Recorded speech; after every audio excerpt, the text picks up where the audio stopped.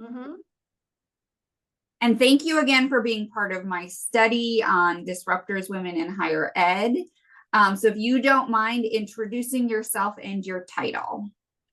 Sue Ott Rowlands, President, Randolph College in Lynchburg, Virginia.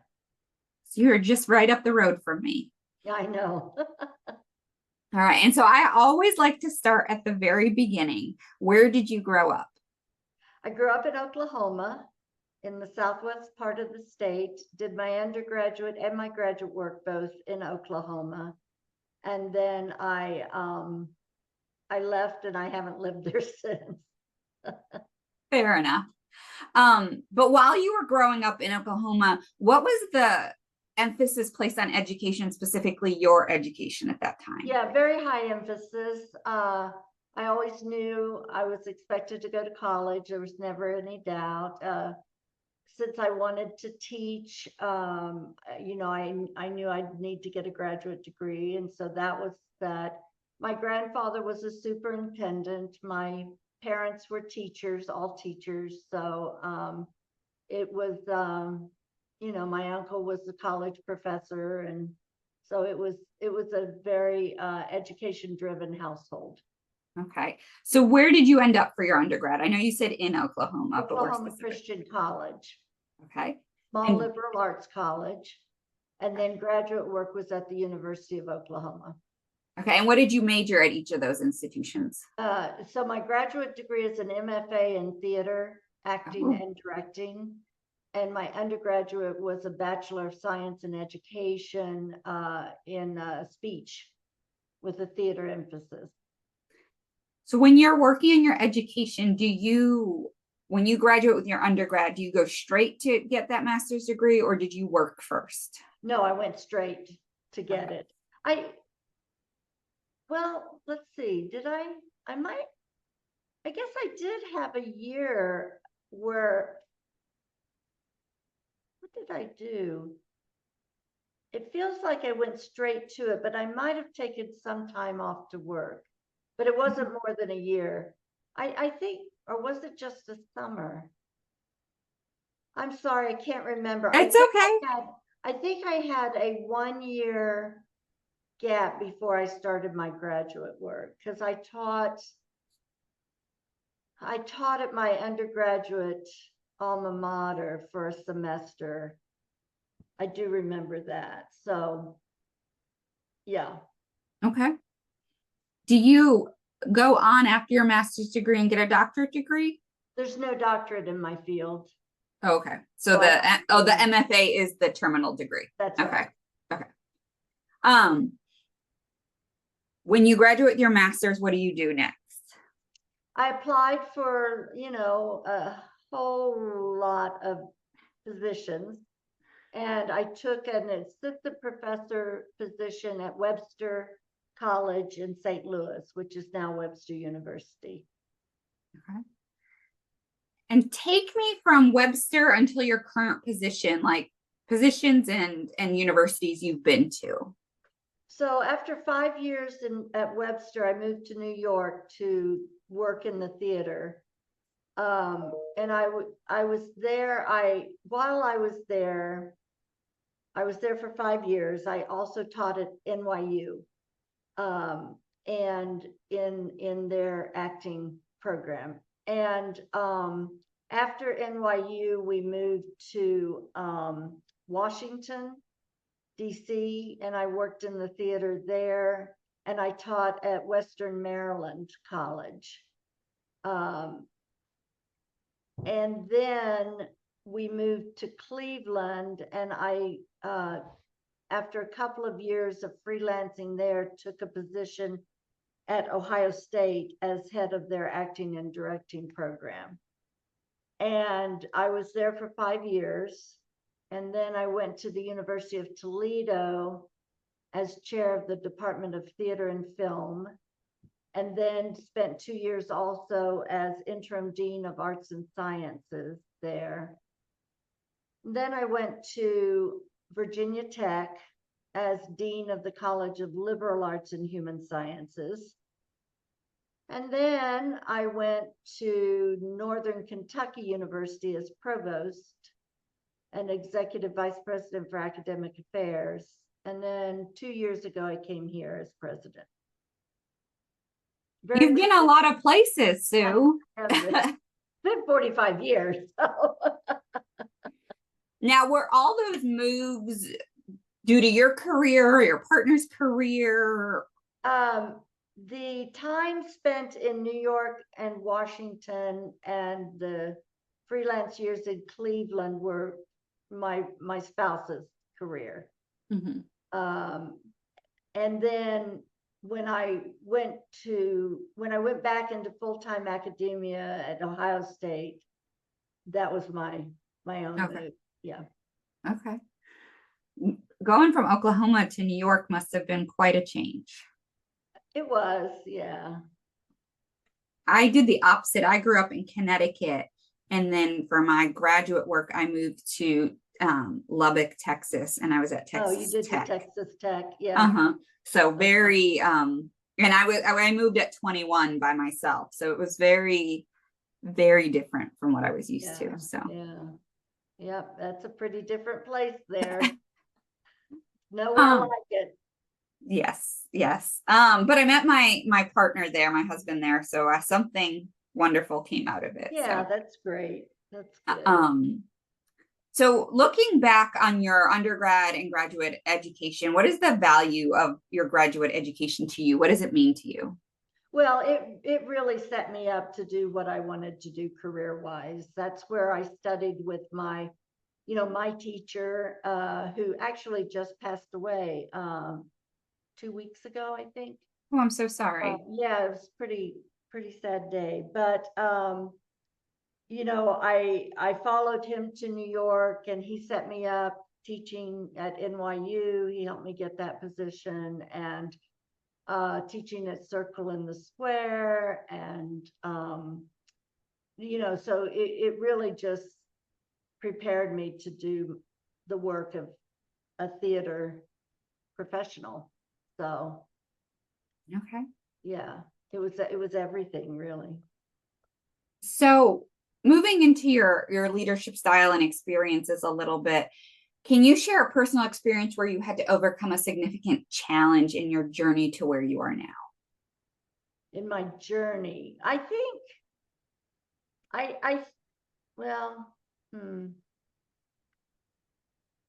there's been a lot of challenges. Can you be a little more specific about what you're thinking about?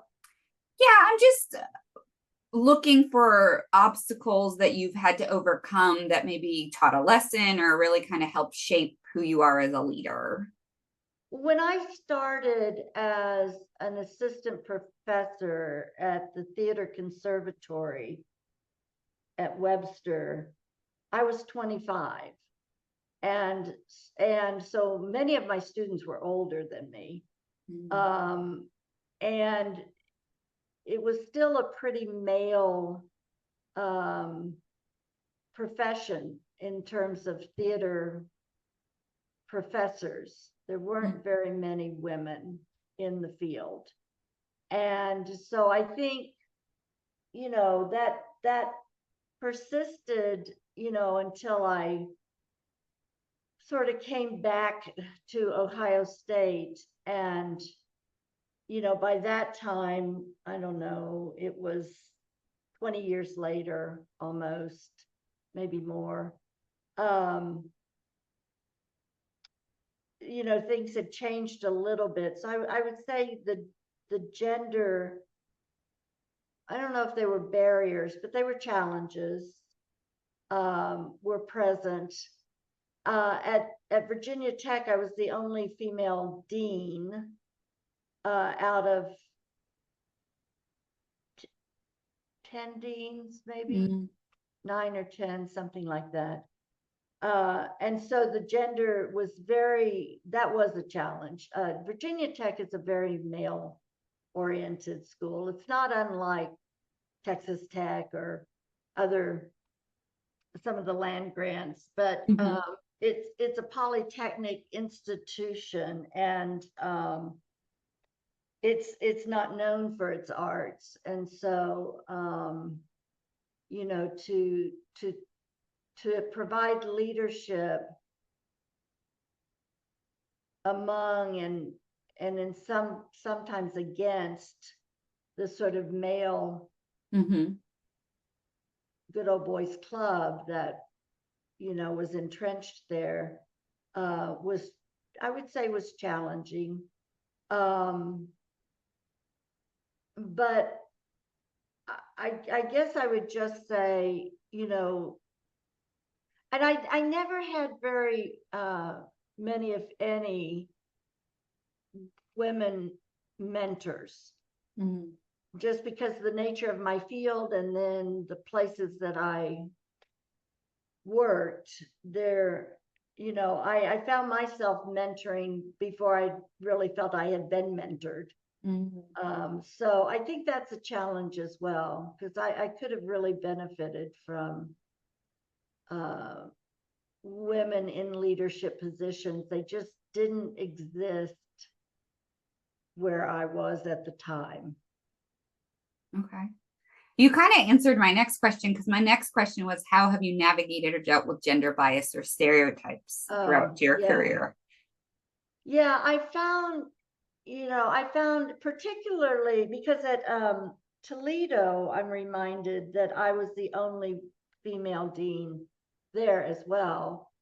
And so I found myself, and because I was relatively young in my career, I think that exacerbated it, because I had started so young that I was still, I'm no longer young at all, but at the time I was, you know, younger than most of my colleagues, Mm-hmm. and by quite a lot. And so I think, you know, I did experience quite a lot of, you know, being talked over, being interrupted, having my own words said moments later as if they were original ideas from somebody, you know, all the typical kind of gender related microaggressions that one could face. And at the same time, I had, you know, wonderful colleagues who were, you know, more aware than others, and very supportive. So I don't want to stereotype, Sure. but I think it became, you know, just I always had to be better prepared for meetings than anybody else. I always had to kind of find sources of information that would tell me what was really going on, what the agenda really was, because my colleagues wouldn't necessarily let me in on that. So finding sources, being prepared, you know, probably made me better at what I do than it would have otherwise. So I I guess those are some of the ways in which Yeah. yeah. And it's so interesting to me, because maybe it's my lack of knowledge of the theater world, but I wouldn't think that it was so heavily male dominated. Yeah, the original acting teachers, there were some, like, you know, you might know names such as Stella Adler or Maria Rostakovich or some of those, but mostly the tradition has been of male acting teachers. So for example, at NYU, the studio had 4 acting teachers, 3 were men, Mm. and then there was me. And at that point I was probably all of 29 years old, so Yeah. maybe 30. So and they were much older, established people. I was just coming up in the craft. So Mm-hmm. but by the time I got to Toledo and Virginia Tech, those were I was no longer in the theater. Mm-hmm. I had left that after Ohio State, and didn't have the luxury of hanging out with the theater people anymore. Fair. So switching specifically to your leadership within higher ed, how have you approached leadership with innovation and a forward-thinking mindset? So, I think that is one of my strengths, innovation and somehow sort of vision in the sense of trying to anticipate what's coming next, what the threats are and what the opportunities are. So I've had several opportunities to provide leadership around very large initiatives. And again, I think it's, I often have talked about courageous academic leadership because I love that term. yeah, that I started talking about that, quite a number of years ago, but it's a good term because it really says you've got to be bold. You've got to be fearless. You've also got to be smart. So it's a matter of having an idea or a vision, being able to articulate it, figuring out what components are going to be necessary in order for it to become a reality, and then bringing people on board, finding your allies, bringing people on board who can make a difference, who can be thought leaders or take action, and do so in a way that brings people along with them and not in a way that alienates people. So I forget your question. I'm sorry. No, I was, how do you approach leadership with innovation and forward thinking? Yeah. So we can't afford to sit still for a second in higher ed. We have to keep, and yet we can't keep pushing our organizations so far that they break. Right. So it's a matter of raising the temperature in an organization and an appetite for change and an enthusiasm for change, like a pot of boiling water, but you can't let it boil over, because at that point you've lost your momentum, you've lost your steam, you've lost your allies, and the organization could just collapse under its own weight. And so it's how do you raise the temperature in the organization and then sustain it for as long as possible until change can actually take place. So I liken it to, a pot of spaghetti. You got to keep that water boiling, but you don't want it to all gush over. Yeah. But then you get the cooked spaghetti you want, but otherwise you just make a big mess. So I think it's finding, I appointed a dean of innovation here at Randolph, and what he does is he takes ideas and runs with them, and if they're viable, he stands them up initially before handing them off to other people to institutionalize. So new academic programs, for example, what kind of processes they're going to be, what kind of faculty buy-in will there be, what kind of incentive can we offer in terms of actual financial incentives to put your time and energy into designing and developing a new program. And then if it's viable, if it meets the requirements and shows a good ROI, we'll invest a new faculty line in it before we ever have students. Yeah. But if you can show that the students will come or should come, we'll make that investment. And I think if you don't put your money where your mouth is, if you don't respect people's time, ask them to do this work for nothing, if you don't, promise a real benefit at the end of it, you're not going to get buy-in. You're not going to. So we stood up, I think it's 11 new programs in a year and a half, with full curriculum approval by the faculty, and now we have coming to the institution because of the new students for these programs, among other things. So, but you can't, that could never have happened if we didn't offer incentives. It could never have happened if we didn't want to put faculty resources behind the new programs.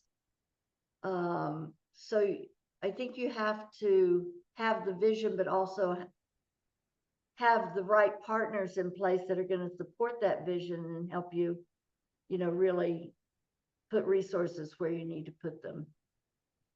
So if we can go back just for a minute, when you talked about leading, you used the terms bold and fearless. And for women coming up in the field, those are not typically characteristics used to describe women, or Right. I'll make a stereotype.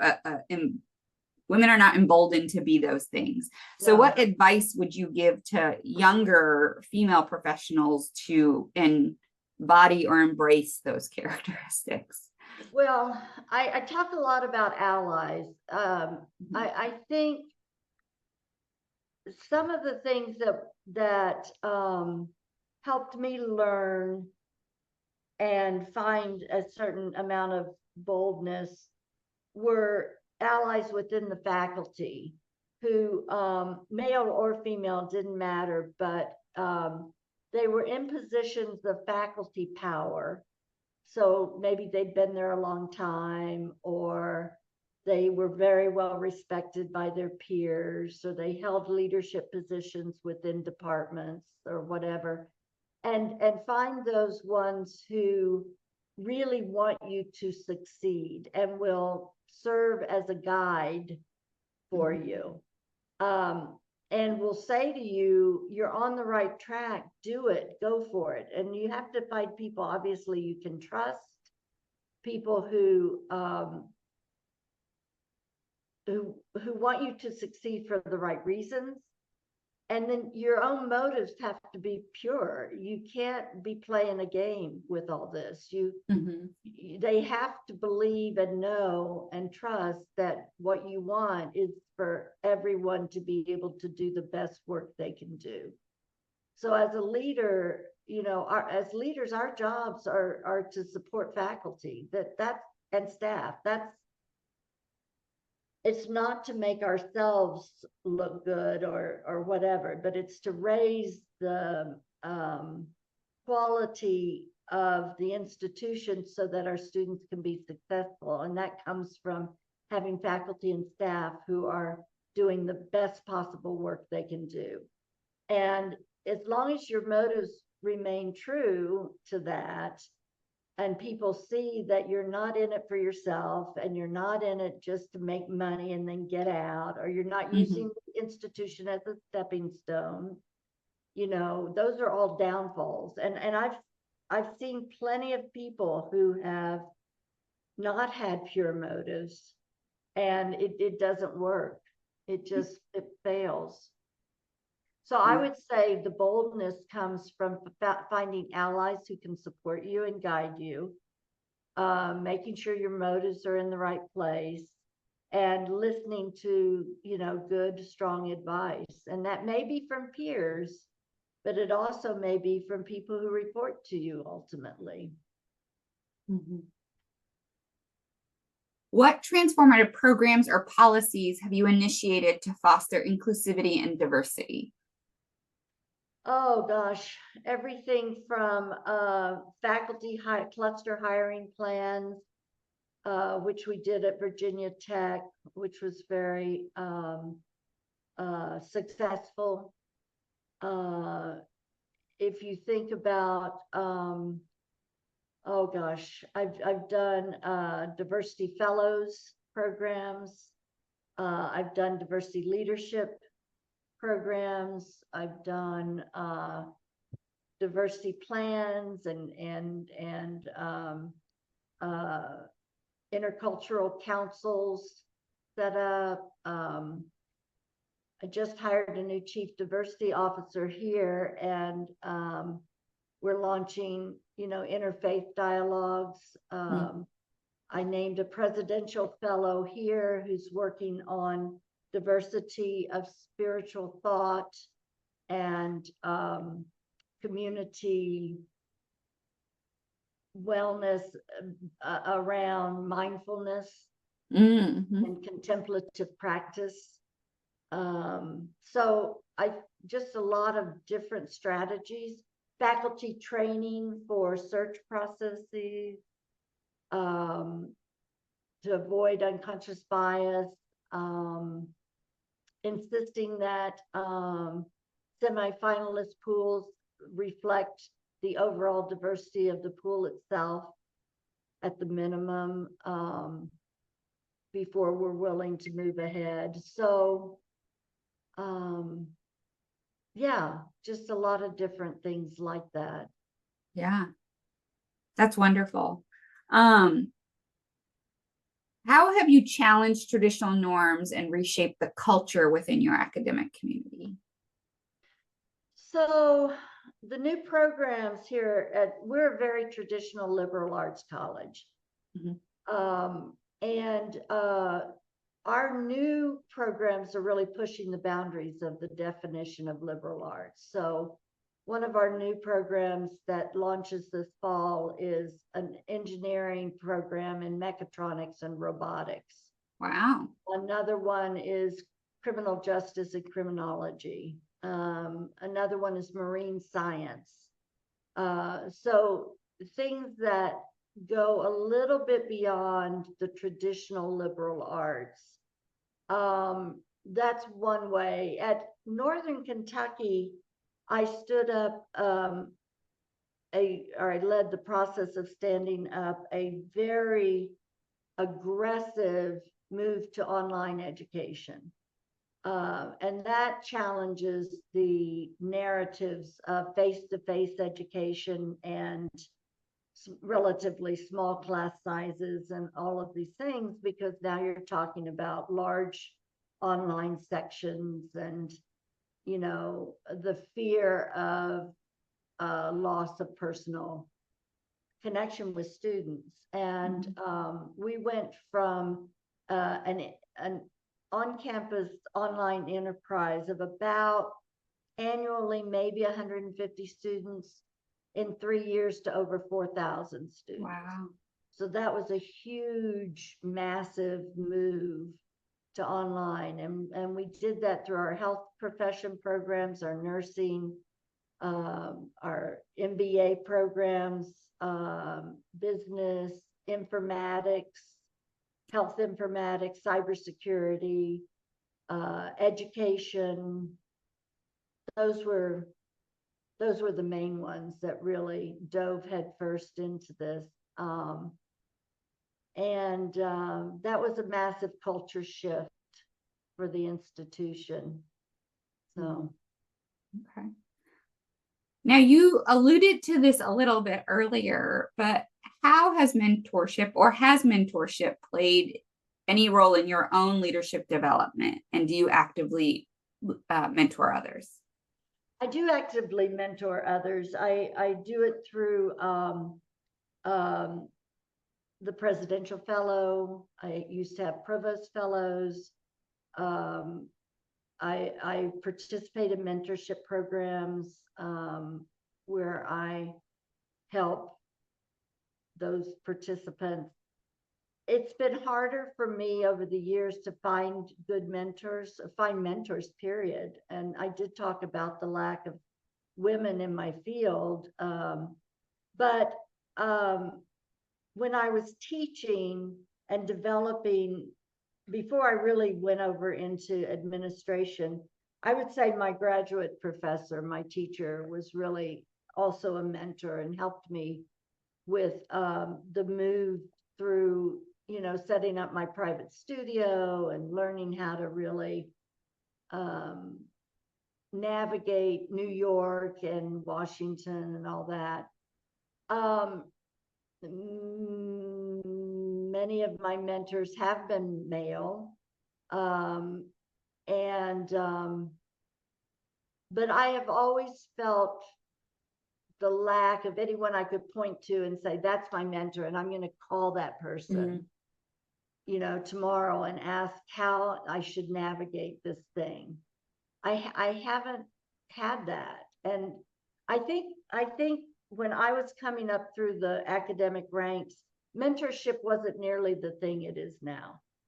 And so we weren't taught to find our mentors and, you know, to develop mentor relationships with people. So as a young faculty member, nobody ever told me about that. And I didn't know enough to go out and look for it. Now, I do now believe deeply in the Harvard Graduate School of Education programs for academic leaders. They have a whole tier series of things all the way up to New President's Forum.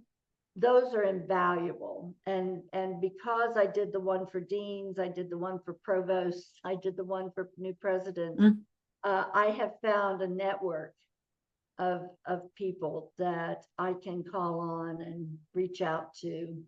I have found some great mentorship in the job market, in search firms, becoming close to some search consultants that give great career advice.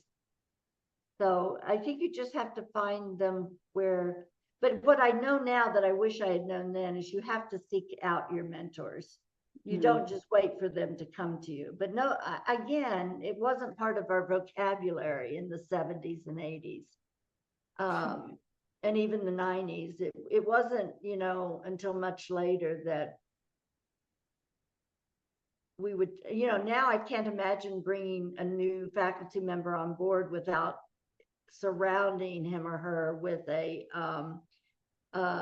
mentorship program, year-long orientation, touch points, you know, the whole shebang, but we didn't have any of that. Why do you believe in the power of sharing personal stories, and how has storytelling impacted your own journey? So I think what we do as academic leaders, I'll say, is storytelling. I think that's it's a way to motivate people. It's a way to demonstrate what you're talking about without just yapping on about it, without just getting on a soapbox and preaching about it. Is to share a story in which you've seen something work or be successful, or someone who persevered, or, you know, I really believe in the tenacity of the human spirit, and the fact that when the odds are against us, that's when we become our best selves, many times. And so there are lots of great stories about that. When I was teaching, I used to share stories of successful actors talking about their craft. When I speak to donors or alums now, I talk about success stories among our students and alums.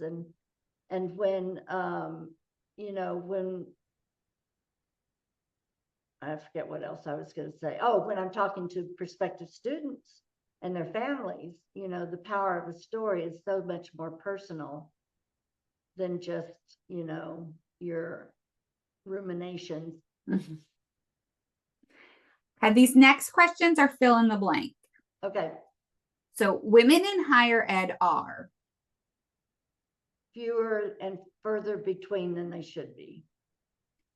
Higher education continues to be relevant because the world is changing rapidly. The perceived value of higher education is vastly undervalued. 10 years from now, blank will become the norm in higher education. AI. I do this work because I believe in it. What is a book you wish everyone would read?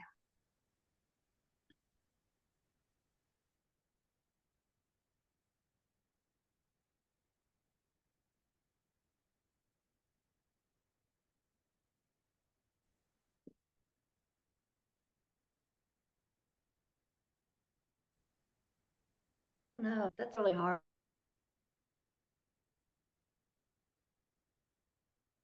Of, and then, just picking one is really hard. Do you have I a guess I top wish, two or? yeah. So I think, there are books that really have tugged my heartstrings. I like Dreamland by Sam Quinones and Evicted by, um, oh, phooey. Just wrote Poverty in America. The sociologist that came out of Princeton, and Let's look at it. yeah, look up Evicted. Oh shoot, darn it. I can see him clear as day. Matthew Desmond. Yeah, all I could think of was Matthew Shepard, Matthew Desmond. Yeah, those are two great nonfiction books that talk to us about the struggles that we're having in contemporary society. Okay, there's a beautiful book called A Little Life. That's a novel that is a large book that's very powerful. It's just a wonderful book. There's just been quite so many. Okay. Yeah. Fair. If you weren't a leader at your current institution, what would you be doing? I'd be retired. Doing anything fun while retired? Traveling. Traveling. Okay. I'd be What? traveling, yes. What's your favorite place you've been to and one you still haven't made it to? Well, I haven't made it to Russia, which is ironic because my specialty is the Russian tradition of acting. Oh, But by the time I could afford and had time to go, all hell was breaking loose in the world with COVID and then the Ukrainian war, and so that's going to be a hard one to get to. So that would definitely be that. I travel extensively. I go back to Sri Lanka a lot, over and over again. I've done a lot of work there. I know a lot of people there. I enjoy the countryside very much. So that's a getaway kind of place. okay. But I've been to over 60 countries, so it's hard to pick. Yeah. Yeah. Okay. What is your favorite candy or snack? Not that I do this anymore, but it used to be a nice Three Musketeer bar. And then last, what is your favorite word?